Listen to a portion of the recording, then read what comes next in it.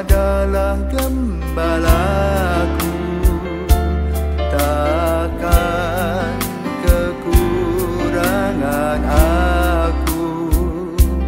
Ia membaringkan aku di padang berumput hijau. Saudara-saudari yang terkasih di dalam Kristus, selamat pagi. Salam jumpa lagi dalam Sabda Siap Saji. Selasa 2 Januari 2024, peringatan Santo Basilius Agung dan Gregorius dari Nazianzi, Uskup dan Pujangga Gereja. Santo Basilius adalah seorang pujangga besar gereja. Ia lahir di Asia Kecil sekitar tahun 330. Sekarang daerah tersebut dikenal dengan nama Turki. Keluarga Santo Basilius Agung, nenek, ayah, ibu, 2 saudara, serta seorang saudarinya, semuanya adalah orang kudus. Santo Basilius bertemu dengan Gregorius dari Nazianze dan menjadi sahabat karib di sekolah di Athena, Yunani. Di sana Santo Basilius selalu dikenal dengan seorang guru besar yang tersohor. Santo Gregorius dari Nazianzi dilahirkan di Asia Kecil pada tahun 330. Orang tua Gregorius adalah Santo Nona dan Santo Gregorius tua. Gregorius bertemu dengan Basilius dan menjadi sahabat karib ketika bersekolah di Athena, Yunani. Gregorius menjadi imam dan kemudian uskup. Mereka dengan berani berkhotbah menentang bid'ah Arianisme yang menyangkal bahwa Yesus adalah Tuhan. Ketika menjadi uskup Konstantinopel, Gregorius mempertobatkan banyak orang dengan khotbah-khotbahnya yang mengagumkan. Pada saat-saat terakhir, pemuda tersebut bertobat serta memohon pengampunan dari Gregorius. Santo Gregorius sungguh mengampuninya serta membawanya ke jalan yang benar dengan kelemah lembutan serta kebaikan hatinya. Marilah kita berdoa dalam nama Bapa dan Putra dan Roh Kudus. Amin. Kita rayakan para imam Tuhan yang ditabiskan untuk pelayanan di tengah umat milik penyelamat penuh semangat. Mereka giat memohon rahmat, pembanting tulang selalu berjuang, menjadi hamba bagi sesamanya karena cinta. Siap sedia mereka berjaga, maka tatkala Tuhan Yesus tiba, tanpa menunda mereka membuka pintu baginya. Dimuliakanlah Bapa Maha Murah bersama Putra Penebus dunia, Roh Kudus pula penghibur gereja selama-lamanya. Amin. Allah Bapa sumber kebenaran sejati, Santo Basilius dan Santo Gregorius menjadi cahaya terang bagi gerejamu berkat teladan dan pengajaran mereka. Semoga berkat doa restunya kami selalu mencari kebenaran-Mu dengan rendah hati serta mencintai dan menghayatinya dengan setia. Demi Yesus Kristus Putra-Mu dan pengantara kami yang hidup dan berkuasa sepanjang segala masa. Amin. Amin. Tuhan bersamamu dan bersama rohmu. Inilah Injil Yesus Kristus menurut Yohanes. Dimuliakanlah Tuhan. Inilah kesaksian Yohanes ketika orang Yahudi dari Yerusalem mengutus kepadanya beberapa imam dan orang-orang Lewi untuk menanyakan kepadanya, "Siapakah engkau?" Yohanes mengaku dan tidak berdusta, katanya, "Aku bukan Mesias." Lalu mereka bertanya kepadanya, "Kalau begitu, siapakah engkau?" Elia? Yohanes menjawab, "Bukan." "Engkaulah nabi yang akan datang?" Ia pun menjawab, "Bukan." Maka kata mereka kepadanya, "Siapakah engkau? Sebab kami harus memberi jawab kepada mereka yang mengutus kami." "Apakah katamu tentang dirimu sendiri?" Jawab Yohanes, "Akulah suara orang yang berseru-seru di padang gurun, luruskanlah jalan Tuhan, seperti yang telah dikatakan Nabi Yesaya." Di antara orang-orang yang diutus itu ada beberapa orang Farisi. Mereka bertanya kepadanya, "Mengapa engkau membaptis jikalau engkau bukan Mesias, bukan Elia dan bukan nabi yang akan datang. Yohanes menjawab kepada mereka, Aku membaptis dengan air, tetapi di tengah-tengah kamu berdiri Dia yang tidak kamu kenal, yaitu Dia yang datang kemudian daripadamu. Membuka tali kasutnya pun aku tidak layak. Hal ini terjadi di Betania yang di seberang sungai Yordan, di mana Yohanes membaptis orang. Demikianlah sabda Tuhan, terpujilah Kristus. Selamat pagi Romo. Selamat pagi David, selamat tahun baru. Tahun baru juga Romo. Injil hari ini kan menceritakan tentang kesaksian Yohanes Pembaptis tentang dirinya sendiri. Sebenarnya Yohanes Pembaptis itu siapa sih Romo? Saya masih kurang mengerti.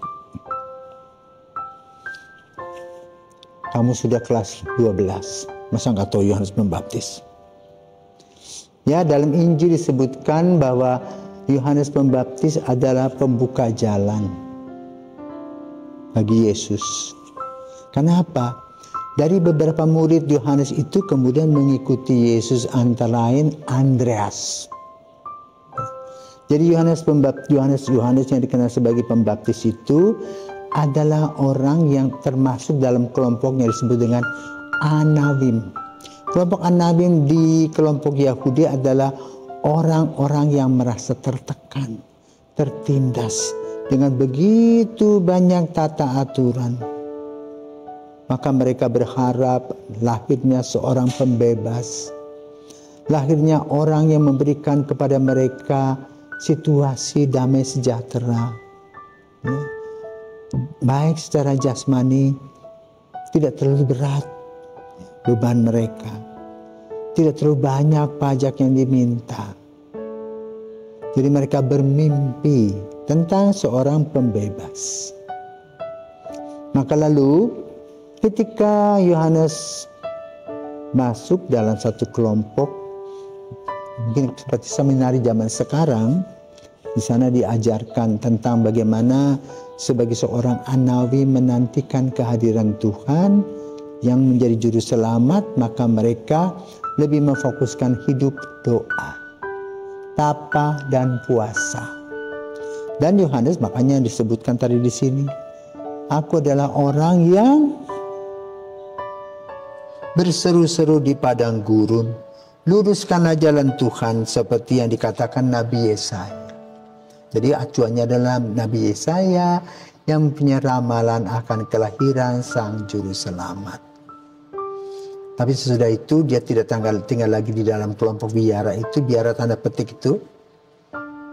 Lalu dia pergi mewartakan kabar gembira, menjawab situasi dan kondisi pada saatnya, di mana saat itu orang-orang masih hidup sebagai seorang yang barbar.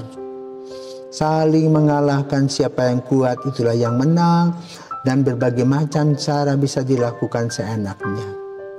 Ya, di satu sisi mereka sudah tertekan dengan penjajahan Romawi, tambah lagi dengan tekanan-tekanan dari para pejabat agama. Maka Yohanes Pembaptis tampil menyadarkan baik kepada pejabat gereja, pejabat agama maupun pejabat negara, supaya hidupnya lurus, tidak koruptif. Ini korupsi banyak sekali. Dan dia dikenal sebagai orang yang membaptis, artinya dia mempunyai karunia, mengerti dan bisa menjawab hati orang. Situasi orang dia tunjuk langsung to the point. Kamu begini, begitu, begini. Ayo bertobat. Nah, dengan mengatakan begitu dia mendapatkan penangkapannya itu.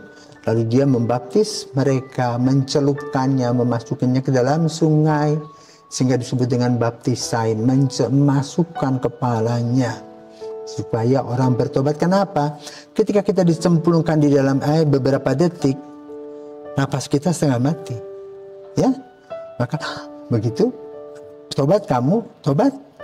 Jadi betul diingatkan. Maka disebutlah ya Yohanes Pembaptis. Lalu sejarah kehidupannya juga unik. Ya. Lukas menuliskan dalam Injilnya tentang kelahiran Yohanes Baptis dari seorang ibu yang sudah usia senja, sang ayah seorang imam yang sudah menunggu begitu lama putranya nggak muncul-muncul.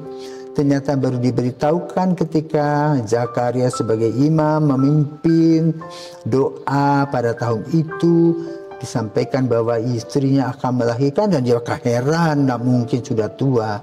Maka sesudah dia menjawabnya, dia menjadi bisu selama 9 bulan 10 hari. Lalu lahirlah Yohanes. Tetapi di tengah-tengah perjalanan, Maria mengunjungi mamanya Elizabeth dan terjadilah terang Roh Kudus dan saling menginformasikan tentang berita gembira. Maria mendapat kabar dari malaikat Gabriel, lalu Elizabeth pun juga yang sudah tua dikabulkan doanya bisa mengandung. Dengan kata lain, kehadiran Yohanes Pembaptis membuat orang bergembira. Nah, hari ini kita merayakan peringatan Santo Gregorius dan Santo Basilius, dua orang teman karena jabatan. Dua orang yang mempunyai visi dan misi rohani yang mirip, itu ingin melayani Tuhan dengan segala kebersihan hati, seluruh jiwa raga, sehingga bisa menangkap tanda-tanda yang kurang baik yang ada di sekitarnya, yaitu apa? Arianisme yang mengatakan bahwa Yesus itu manusia ajaib, bukan Allah. Nah, gereja mengajarkan bahwa Yesus itu 100% Allah, 100% manusia. Tentu harus ditumpas, dan bagaimana dua orang ini luar biasa. Karena apa?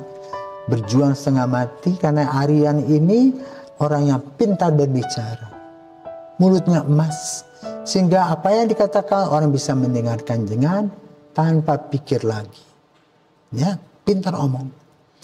Tapi kedua orang ini perlu dengan doa untuk menumpas semua kekacauan dalam gereja. Sama seperti Yohanes Pembaptis meluruskan jalan Tuhan. Maka orang-orang bertanya tentang Yohanes Pembaptis, siapakah engkau? Apakah seperti Elia yang orang Yahudi pikir bahwa Elia adalah seorang nabi yang bisa menghancurkan kepercayaan kepada dewa Baal? Lalu apakah yang lain siapakah? Apakah para nabi? Apakah Mesias? Tidak. Jadi boleh dikatakan Yohanes Pembaptis adalah seorang yang rendah hati, termasuk juga Gregorius dan Basilius yang dengan kerendahan hatinya memimpin gereja. Bukan untuk mendapatkan dan menikmati kekuasaan, tetapi ingin melayani Yesus tuntas seperti Yohanes Pembaptis. Dan sebagaimana Yohanes Pembaptis katakan, membuka tali kasutnya pun aku tidak layak. Itulah yang dilakukan oleh Gregorius dan Basilius dalam hidup mereka. Sehingga mereka adalah pahlawan-pahlawan gereja yang dapat diandalkan. Santo Gregorius, Santo Basilius, Santo Yohanes Pembaptis, doakanlah kami. Selamat pagi.